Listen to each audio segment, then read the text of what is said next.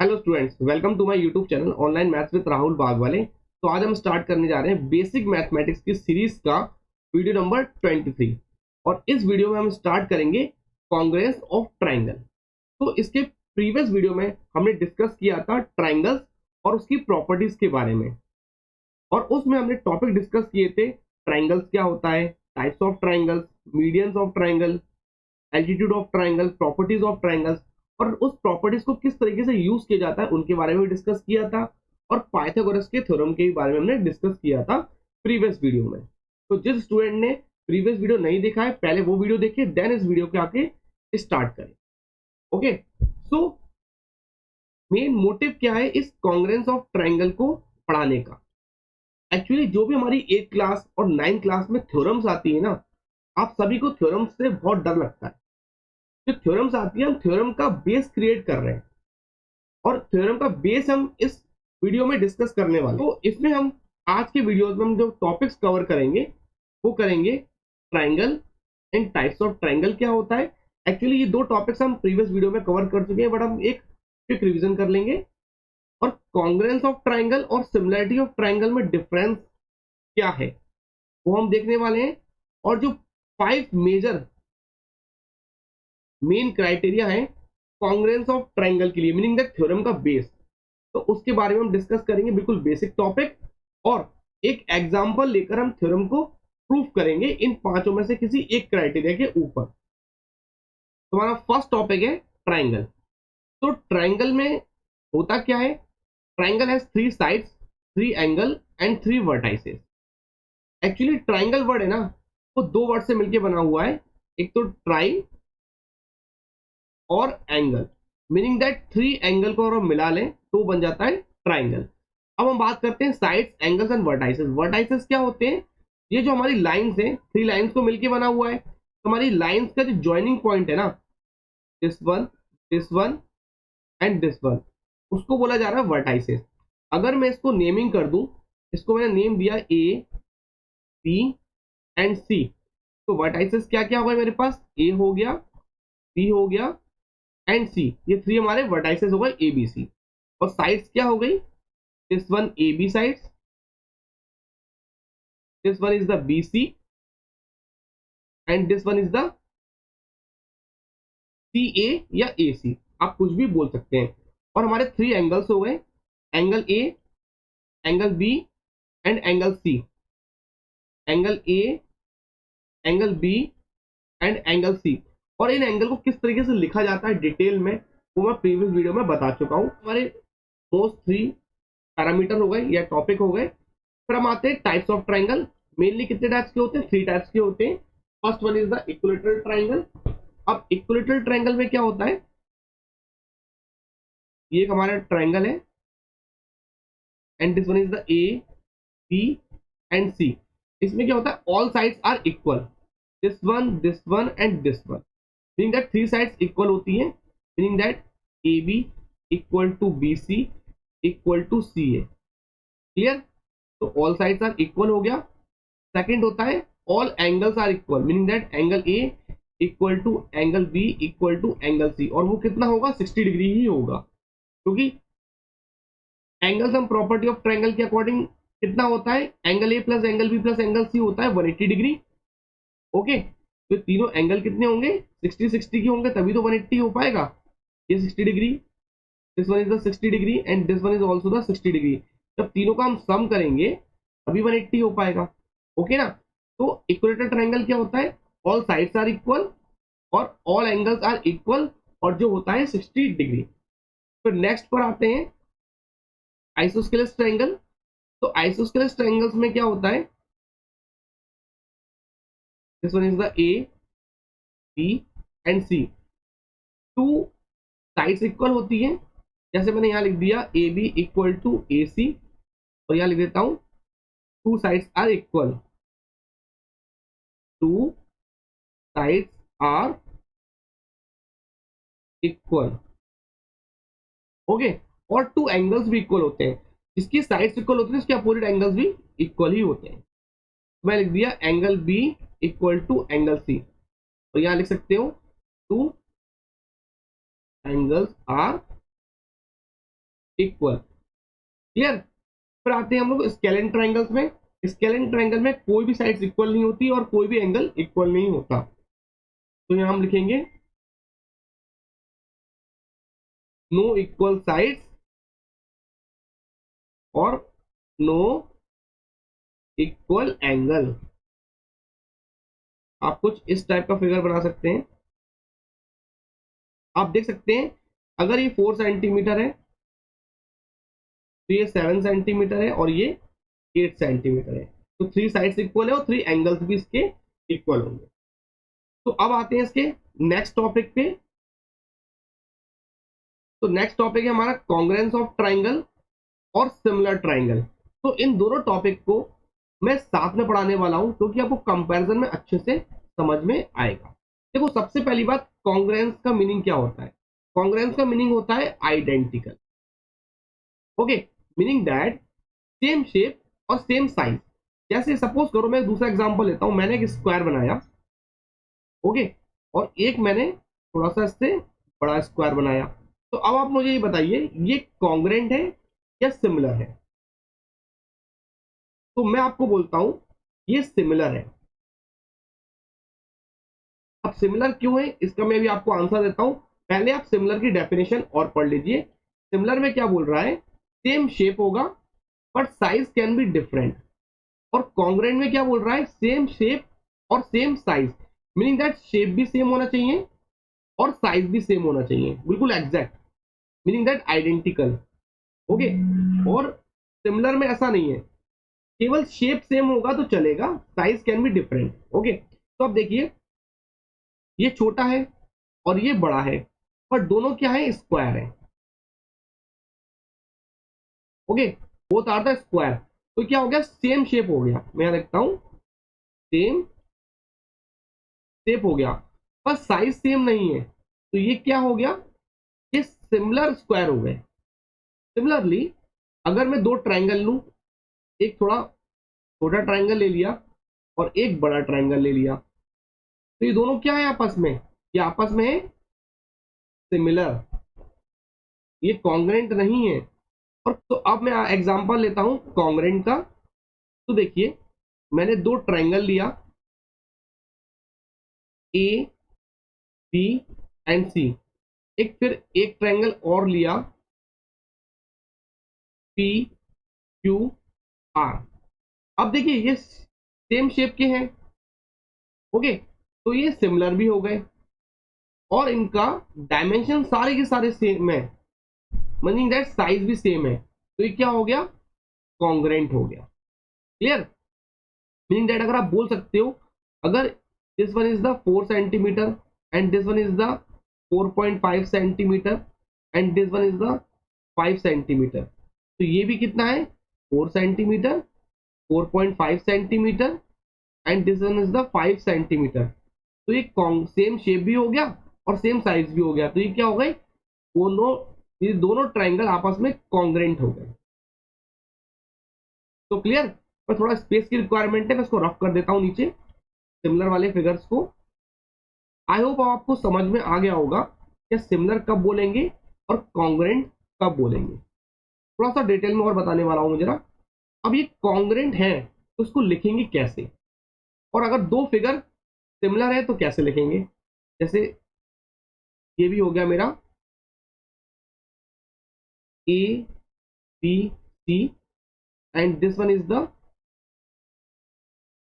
Are S T. तो ये दोनों आपस में क्या है? सिमिलर है। तो हम लिखेंगे triangle A B C similar है, ये सिमिलर का साइन है आर एस टी के। ओके, इस तरीके से हम सिमिलर लिखते हैं। दो ट्राइंगल को किस तरीके से लिखा जाता है अभी आपने देखा। अब कॉन्ग्रेंट कैसे लिखेंगे वो देखिए। अब मैं लिखूंगा ट्राइंगल ए बी सी। अब कॉन्ग्रेंट का साइन कैसे लगाते हैं? दो इक्वल ऊपर सिमिलर का साइन, ये साइन हो गया कंप्लीट कॉन्ग्रेंट का। तो मैं लिख दिया triangle A B C congruent है किसके?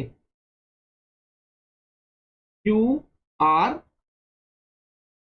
टी। ओके, क्या ये करेक्ट लिखा है? नहीं स्टूडेंट्स, ये मैंने बिल्कुल गलत लिखा हुआ है, इस तरीके से नहीं लिखा जाता है। अब वो क्यों नहीं लिखा जाता है उसका रीजन मैं भी आपको बताता हूं। फिर से देखिए हम सही तरीके से कैसे लिखेंगे।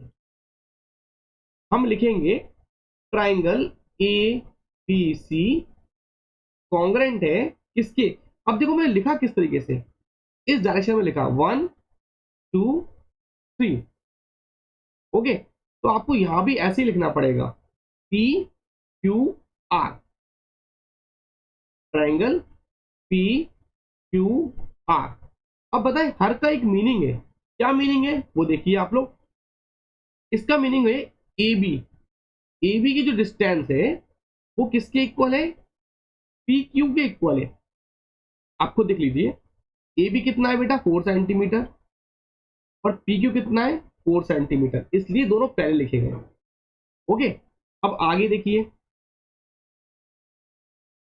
जो बीसी की डिस्टेंस है वही क्यू आर की डिस्टेंस है। देखो बीसी कितना है 5 सेंटीमीटर, और क्यू आर कितना है 5 सेंटीमीटर। मैं डबल मार्क कर देता हूं उसको। ओके, अब देखेंगे हम लोग ए सी, तो ए सी की जो डिस्टेंस है वही पी आर की डिस्टेंस है। देखो ए सी की डिस्टेंस कितनी है 4.5, और A R sorry P R, तो पी आर की डिस्टेंस कितनी है 4.5। तो आई होप अब आपको समझ में आ गया होगा, ये पैटर्न भी पूरा मैच करना चाहिए। अगर आप इस सेम पैटर्न से नहीं लिखोगे तो भी आप सही से नहीं लिख पाओगे। ओके, तो this is only the right way, दो ट्राइंगल्स अगर कॉन्ग्रेंट है। अब आपको आई होप आपको समझ में आ गया होगा सिमिलर ट्राइंगल और कॉन्ग्रेंट ट्राइंगल में डिफरेंस क्या है और किस तरीके से राइट डाउन किया जाता है। तो नेक्स्ट टॉपिक है हमारा criteria for congruence of triangle.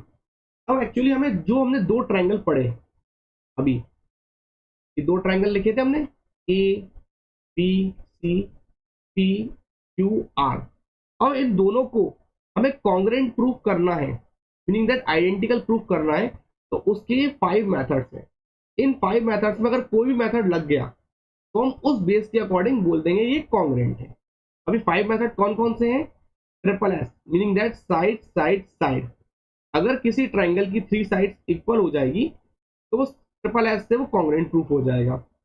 Okay, अगर कोई दो ट्राइंगल किसी दो साइड्स और एक एंगल इक्वल है तो भी कॉन्ग्रेंट प्रूफ हो जाएगा। ये क्या लिखा है? एंगल साइड एंगल, मतलब दो एंगल और एक साइड इक्वल है तो भी वो कॉन्ग्रेंट प्रूफ हो जाएगा। या फिर दो एंगल एक साइड इक्वल है तो भी कॉन्ग्रेंट प्रूफ हो जाएगा। या फिर right hand hypotenuse side, meaning that right angle हो और हाइपोटेनियस साइड इक्वल होना चाहिए। ओके, तो 5 मेथड्स है, इसको वन बाय वन हमें देखना पड़ेगा और ये बहुत अच्छे और इंपॉर्टेंट मेथड है। ओके, तो इस वीडियो को आप अच्छे से कर लीजिए, आपको थ्योरम वाला पोर्शन बहुत इजी लगा करेगा। ओके, तो आगे चलते हैं, वन बाय वन स्टार्ट करते हैं। तो पहला रूल है ट्रिपल एस। देखो सारी चीजें मैं केवल एग्जांपल समझाने वाला हूँ, कुछ लिखने नहीं वाला हूँ डिटेल में। ओके,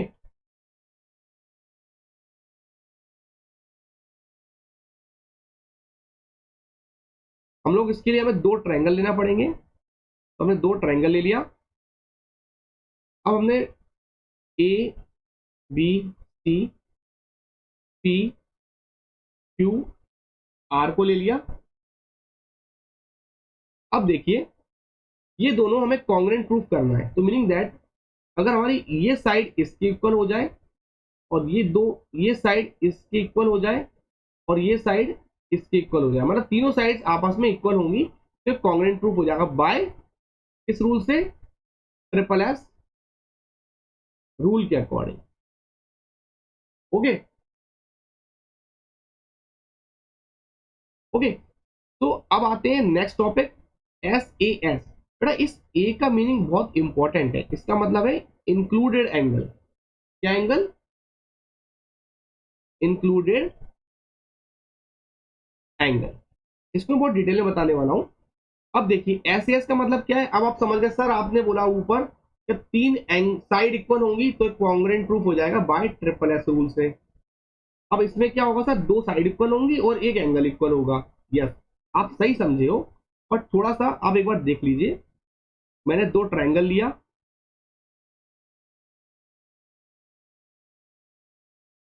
ओके, हमें इस दोनों ट्रायंगल को कॉन्ग्रुएंट प्रूफ करना है।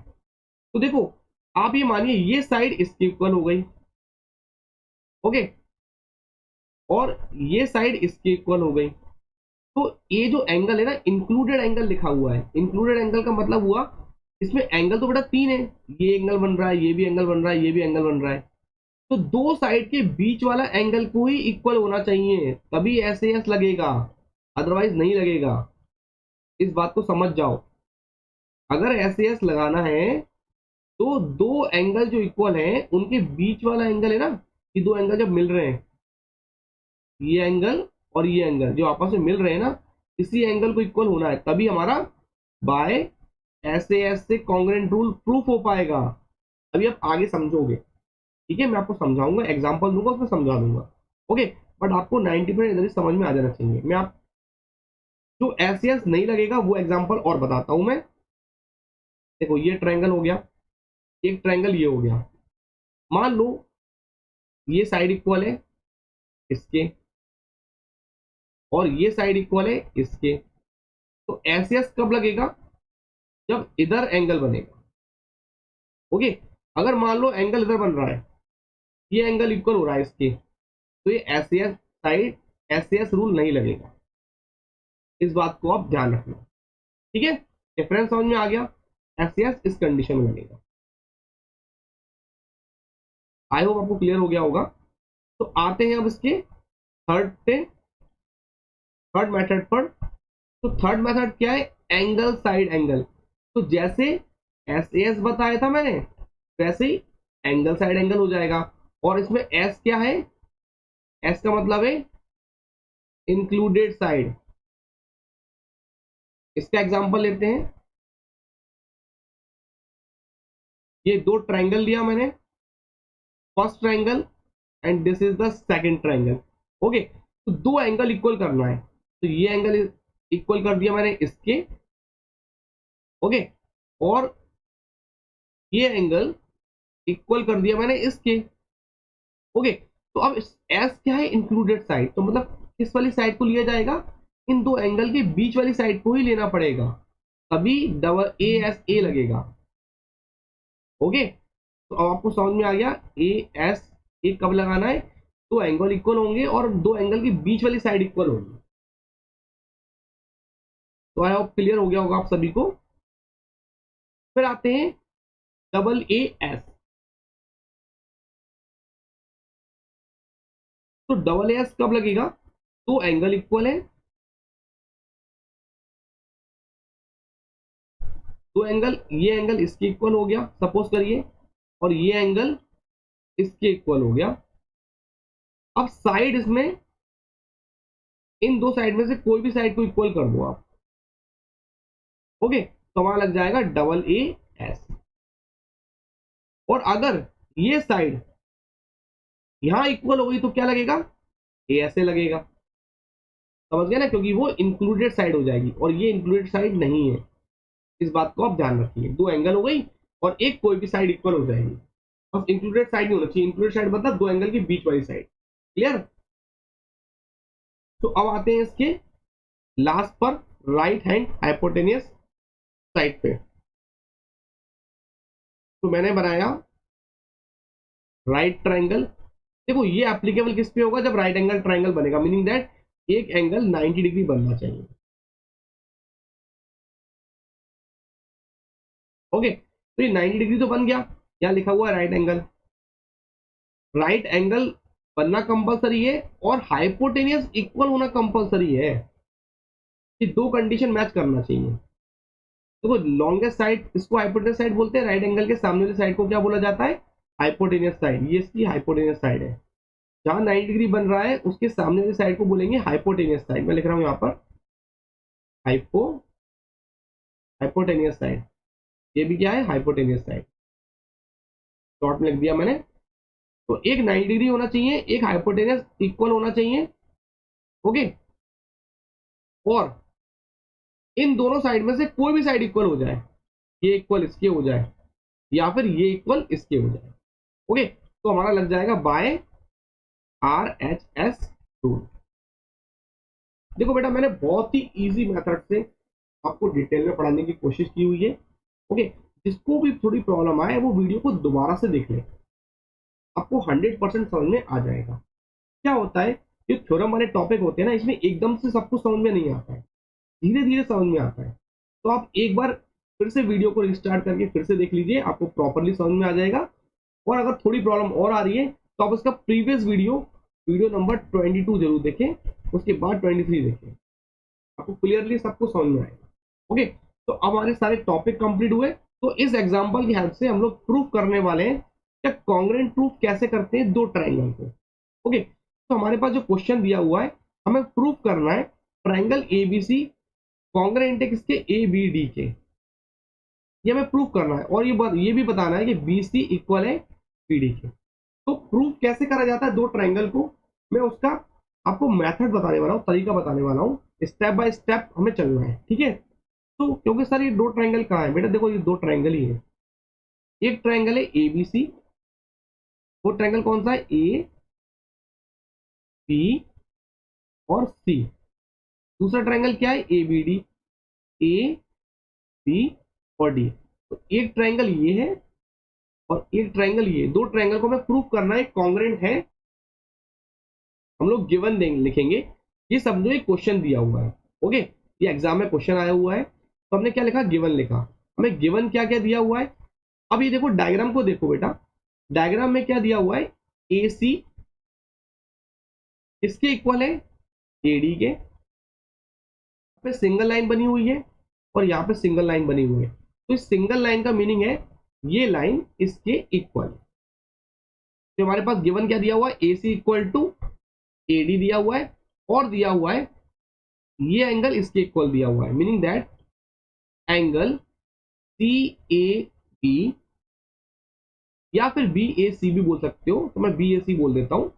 Angle B A C, B A सी किसके इक्वल है, बी ए सी के, एंगल बी ए सी के। ओके, एक ही पैटर्न में चलना है। देखो मैंने एंगल कैसे लिखा, बी ए सी। जब ऊपर वाले ट्रायंगल में मैंने ऐसे लिखा, तो नीचे वाले ट्रायंगल में कैसे लिखोगे आप, ऐसे करके ऐसे लिखोगे। ओके, तो यहां से स्टार्ट करा, सेम पैटर्न में चलना है आपको, ऐसा नहीं कि कुछ भी लिख दिया। अब हमें ये गिवन दिया हुआ है, अब हमें क्या करना है, प्रूफ। ओके, तो प्रूफ करने के लिए हमें क्या लिखना पड़ेगा, हमें दो ट्रायंगल लेंगे, एक ट्रायंगल ऊपर वाला, एक ट्रायंगल नीचे वाला। तो लिखेंगे इन ट्रायंगल ए बी सी, क्योंकि हम दो ट्रायंगल के अंदर बात करेंगे ना, तो उन ट्रायंगल को लिखना पड़ेगा। In triangle B A B C and triangle A B D.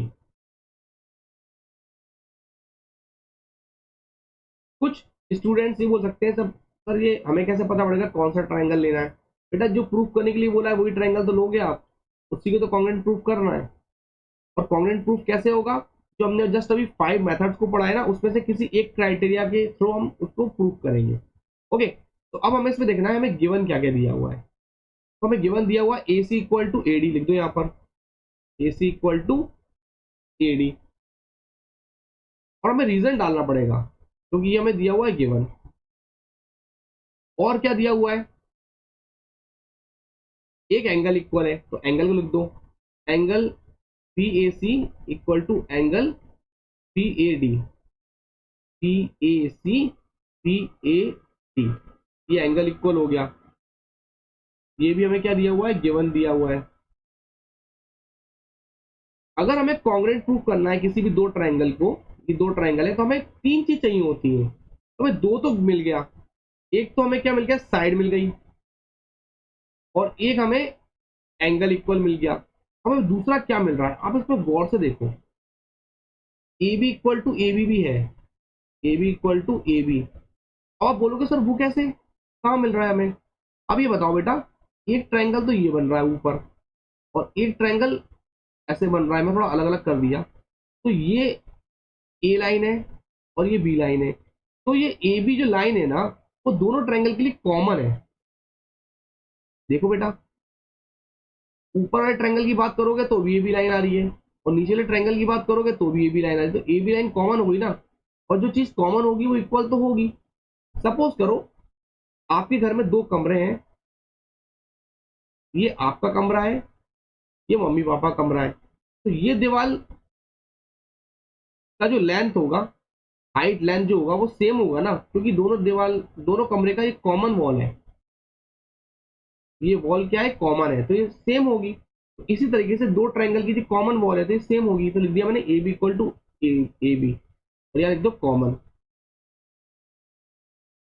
और ये क्या है, साइड है।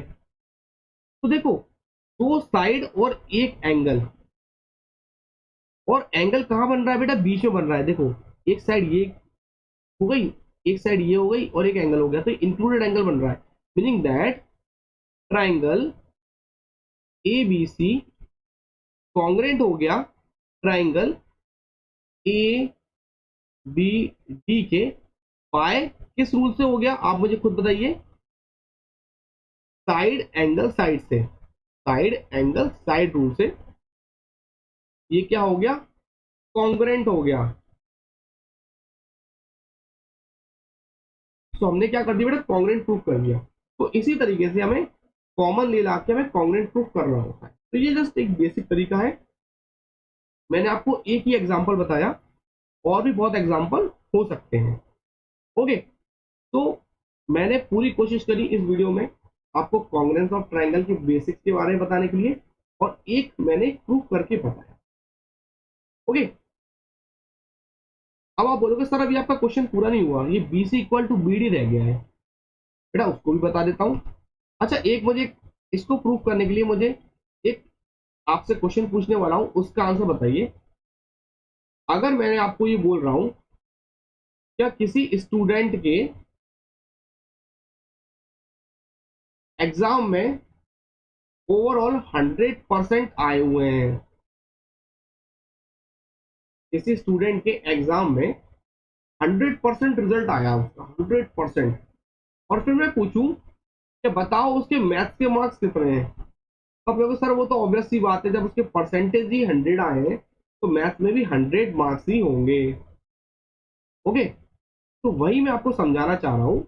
अगर मैंने इस ट्रायंगल को, इस ट्रायंगल की कॉन्ग्रेंट प्रूफ कर दिया, कॉन्ग्रेंट का मतलब होता है आइडेंटिकल, मतलब एक के ऊपर एक ओवरलैप हो जाएगा, जब आइडेंटिकल प्रूफ कर दिया तो इसकी ये पूछ रहा है बीसी और बीडी, तो ये दोनों साइड भी तो इक्वल होंगी। दिस वन कौन सा, बीसी कौन सी है, दिस वन बीसी और बीडी, तो ये साइड भी तो इक्वल होंगी, तो पूरा ट्रायंगल ही कॉन्ग्रेंट प्रूफ हो गया, तो ये साइड भी इक्वल होंगी, इट इज ऑब्वियस। ये वाला एग्जांपल से रिलेट करके देखिए आप लोग, हमें केवल लिखना पड़ेगा, क्या लिखना पड़ेगा, now if two triangles are congruent, okay, then their corresponding, इनको corresponding बोलेंगे, okay, corresponding sides will be equal, और लिख दोगे आप, ये लाइन लिखने के बाद क्या लिखोगे, तो B C equal to B D, hence proof. इस सारा का सारा हमने प्रूफ कर दिया। तो ये तरीका होता है सॉल्यूशन करने का। तो स्टूडेंट्स इस वीडियो में इतना ही, थैंक यू।